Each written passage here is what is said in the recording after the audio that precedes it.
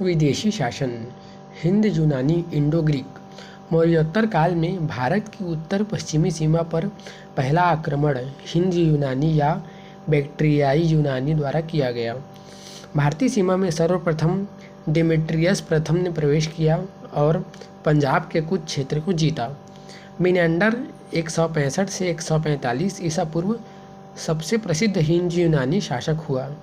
उसकी राजधानी पंजाब में शाकल आधुनिक सियालकोट में थी। मिनांडर को बौद्ध साहित्य में मिलिंद कहा गया। मिलिंद पढ़ो नामक बौद्ध ग्रंथ में मिलिंद तथा बौद्ध आचार्य नागसेन के बीच संवाद संकलित है। मिनांडर की कांस्य मुद्राओं पर धर्मचक्र का चिन्ह मिलता है।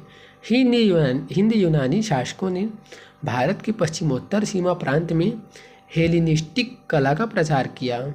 सबसे पहले हिंद यूनानियों ने ही भारत में सोने के सिक्के चलाए।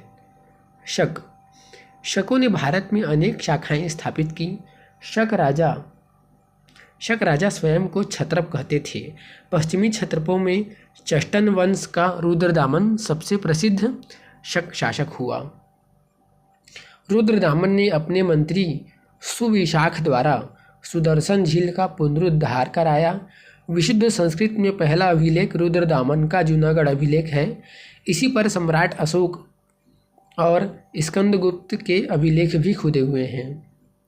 58 ईसा पूर्व में उज्जैन के एक स्थानीय राजा ने शकों को पराजित करके बाहर खदेड़ दिया और विक्रमादित्य की उपाधि धारण की। विजय के उपलक्ष्य में उसने 58 ईसा पूर्व में ही एक नया संवत विक्रम संवत प्रारंभ किया। अंतिम शक शासक रुद्रसिंह तृतीय था, जिसे गुप्त शासक चंद्रगुप्त विक्रमादित्य ने पराजित कर शकों का राज्य गुप्त साम्राज्य में मिला लिया। पहलव। पश्चिमोत्तर भारत में शकों के आधिपत्य के बाद पहलवों अर्थात पार्थियाई का आगमन हुआ। कुषाण। पहलवों के बाद कुषाण आए जो यूची कबीले से संबंधित थे। भारत में कुषाण वंश की स्थापना कुजुल कटफिसस ने की। इसने तांबे के सिक्के चलाए। कुषाण शासक विम कटफिसस ने सोने के सिक्के जारी किए। यह शैव मतानुयायी था तथा इसने महेश्वर की उपाधि धारण की। कनिष्क इस वंश का महानतम शासक था। इसने 78 ईस्वी में अपना राज्यारोहण किया तथा इसके उपलक्ष्य में एक संवत चलाया जो शक संवत कहलाया।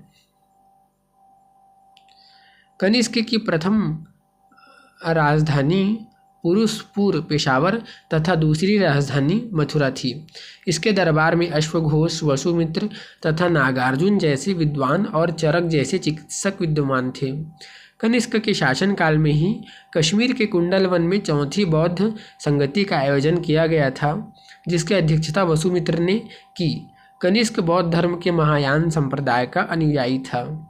नागार्जुन ने माध्यमिक सूत्र तथा अश्वघोष ने बुद्ध चरित्र, सौदरानंद तथा सारिपुत्र प्रकरण की रचना की। कनिष्क के उत्तराधिकारी वसुदेव की मुद्राओं पर शिव और नंदी की आकृतियां मिलती हैं। इससे पता चलता है कि वह शैव मतानुयायी था। कुषाण शासकों ने राजाओं की प्रतिमा पूजा का प्रचलन प्रारंभ किया।